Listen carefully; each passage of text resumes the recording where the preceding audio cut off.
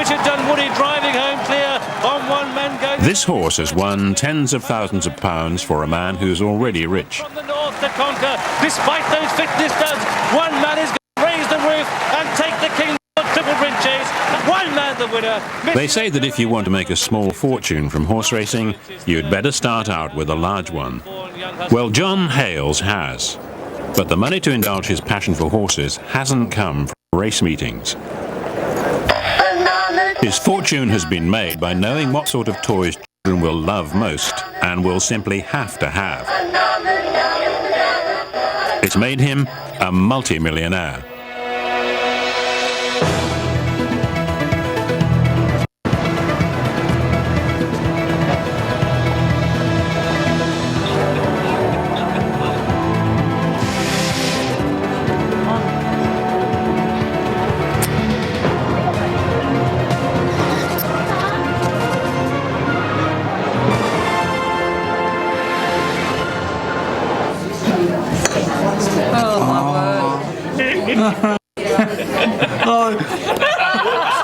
Today, John Hales is a devoted family man and an adoring grandfather. His own upbringing was secure, but modest.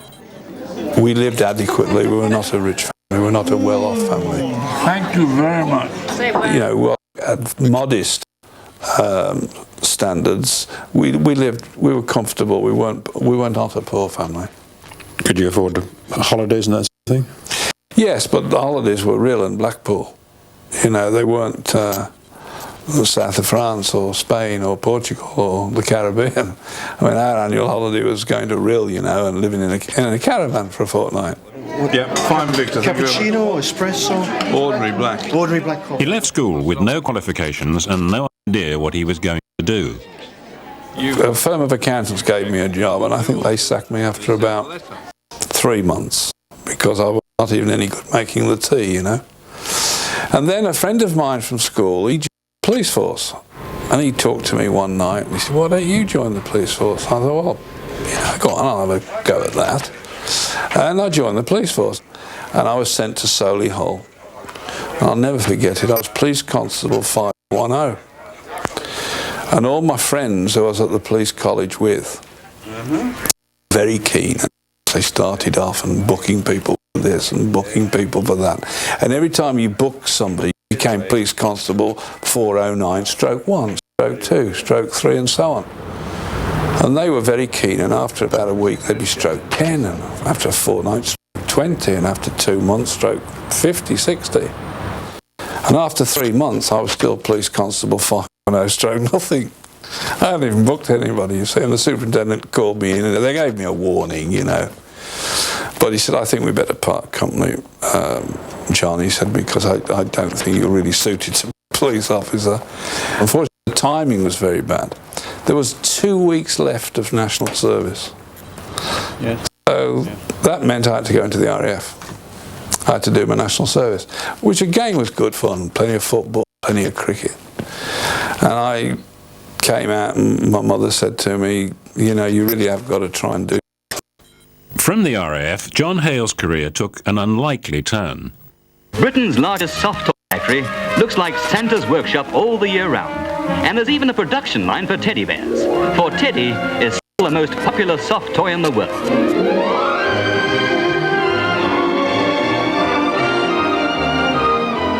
I came out of the RAF in 1961 and somebody advertised in the Birmingham Mail for an assistant to the sales director.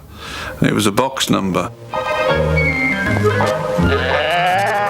And when the reply came through, it was the Chad Valley Company, who I didn't realise it at that time, but were a well-known company.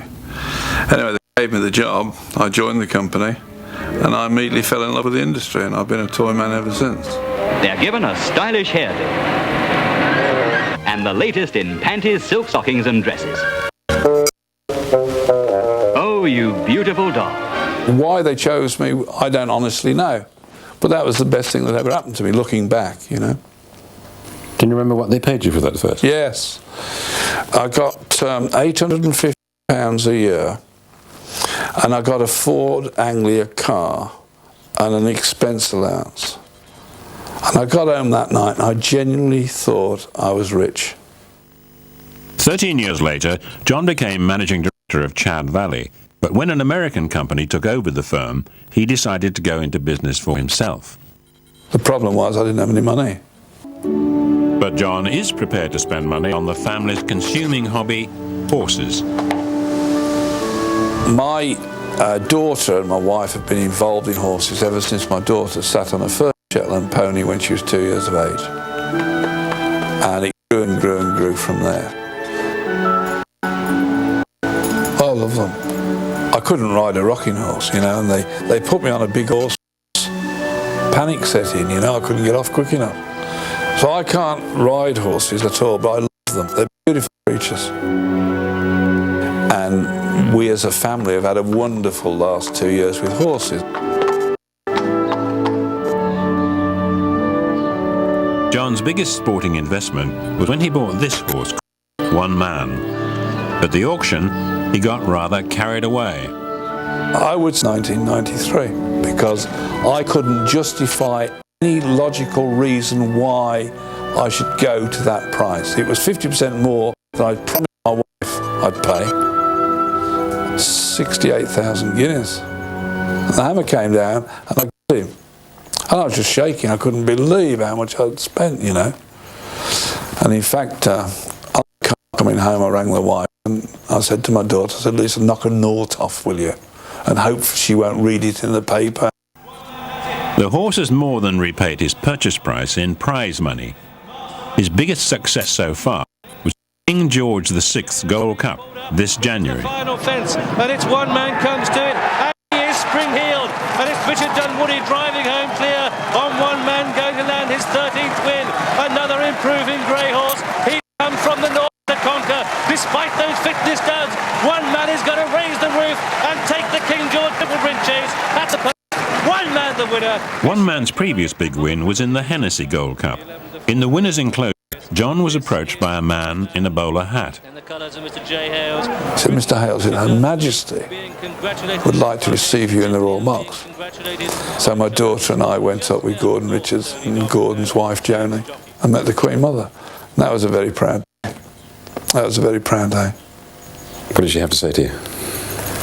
Well, going upstairs, the query, I think the title of the guy is, he said, look, she might offer you some money for the horse. So if you don't want to sell it, just say firmly no. But she didn't. She didn't. She said, what a super horse. She went through the race almost fence by fence. I mean, she really does know her horses. And she's a lovely lady. I mean, absolutely super lady. And we had champagne with her. And I remember the poor waitress, young girl, no more than 16, with champagne on the tray, was coming around. She was shaking, you know, and she actually spilt a glass of champagne over the Queen Mother's coat. And my daughter grabbed the glass as half of it had fell on the Queen Mum and put it back on the tray. And the dear old Queen Mum, she never batted an eyelid, never. I just felt so sorry for the girl with that tray of champagne. By a couple of lengths, the young hustler in second. John Hales had every reason to think he would again be presented to Her Majesty at this year's Cheltenham Gold Cup, because the bookies reckoned One Man was a certainty to win. As always, John was so nervous he couldn't bear to watch the race. This is a plain fence and it's Dublin Flyer almost joined by Young Hustler and couldn't be better. And then Imperial... Oh, Monsieur Le Curé turns a somersault. What happened? What happened? Is One Man okay? Is he all right? Then Richard Dunwoody pulls One Man out wide and about 5 lengths off the pace. They're on the second circuit now, right? One Man travelling well. Dublin Flyers under the whip and back head. The fence at the top of the hill now. Imperial call and couldn't be better. Land has won. One Man back in third place. Top of the bank he goes. One Man under a tight rein is coming there strongly under Richard Dunwoody. 2 more fences to jump, and it's Ireland plays England. As they make the final turn, and Imperial call the inside, and One Man there, 1 and 2. And Imperial call looks the stronger now as he comes to take the second last. It's Imperial call. He's over safely, but Quest is closing on him. What's happening? What's happening? And what a big leap from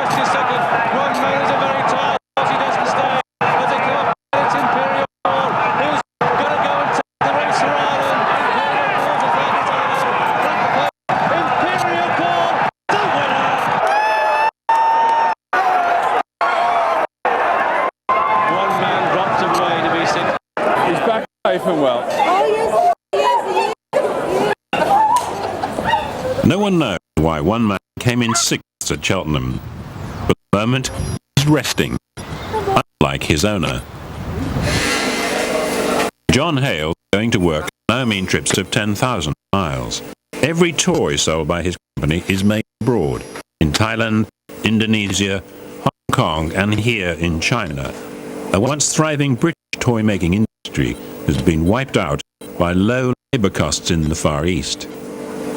The Labour government are talking about, I don't know, proposing a minimum hourly rate of, I've heard £3.50, £3.60, £3.70 bandied about. Now this is my problem. In Vietnam, for example, they'll probably earn £1.50 a week. In mainland China, in the economic zone of Shenzhen, you are probably £5 a week. But the thing with the Chinese is they'll do anything to earn money. They're the hardest working race of people on this earth. They will work 7 days a week. And in our Chinese factories, we have to provide dormitories. And people come from all over China to work in the economic zone. And they think they're very rich if they can earn that money. Because they can go home and they can go out for a night on 10p and have a marvellous evening. You know, so it's all relative. But does it concern you that some of your profits come from the payment of what we would consider very low wages? Yes, I mean, it concerns me in so much that it prevents me from employing more UK people. But having said that, what do? I mean, if I don't join them, I'll be out of business because all my competitors go there.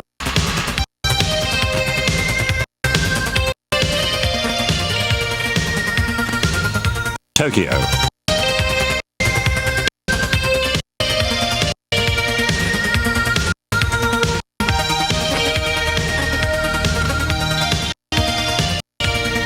John Hales has to come here too. The toy business is now global and he has to keep abreast of the competition. Every year he has to attend the Tokyo Toy Fair. It's a very important toy fair for ideas. The Japanese are very innovative. They come with some great ideas and we want to work with them on new products. And the second, but the most important reason, is we're very proud to be here this particular week because we have designed and created a product in the UK which we are selling to the Japanese. My first Thomas, which is a development on Thomas the Tank Engine. It's been very successful. We've sold that to America, New Zealand, Australia, and now we launch it here in Japan. Selling very, very well in the UK. Very good. Very good.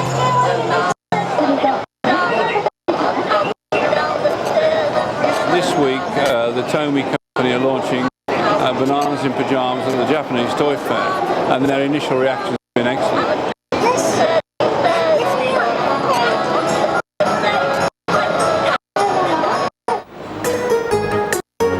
The Toy Fair becomes the focal business and meeting place for all the international people. So I see all my business contacts for America, for Australia, New Zealand, Germany, France, whatever. They will all be at the Japanese Toy Fair. We now buy this from us.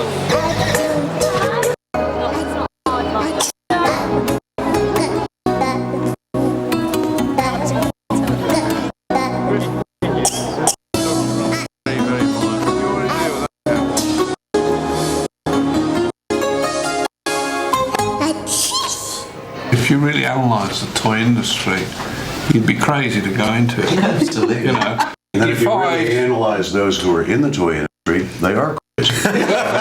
So it all works. You know the story about Star Trek? There were two categories, and one was human figures, and one was non-human figures.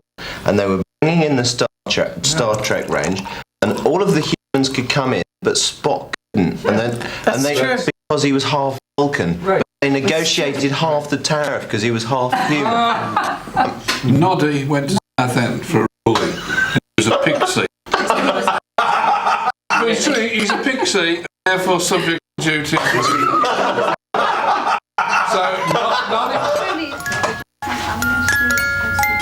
Back home, the more serious business of constantly thinking up new sales angles for old toys.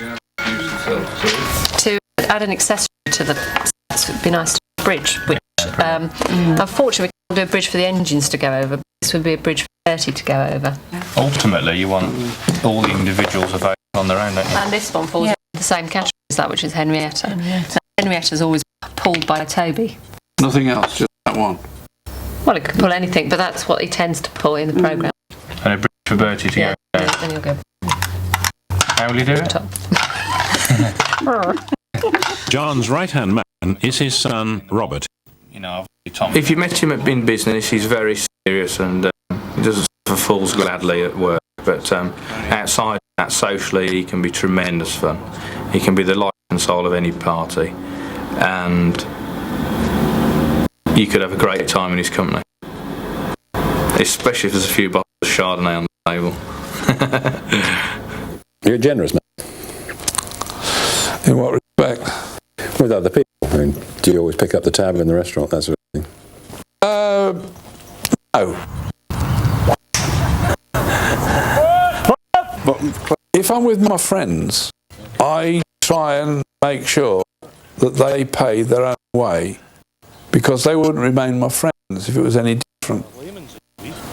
They don't want me to be seen to be paying more than them, because I can afford to pay more than them. Expect everything as it is, you know, irrespective of our individual means. And my friends wouldn't want that any other way. Whoa! Lovely morning. Lovely morning, well played. Thank you very much.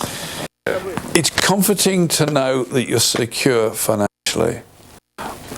When you have family and you've got your business and you've got a successful business, I worry that I want to maintain that success. You know, I'd hate to see my business fail for any reason.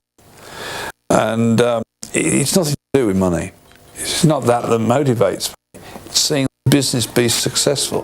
That's what motivates me.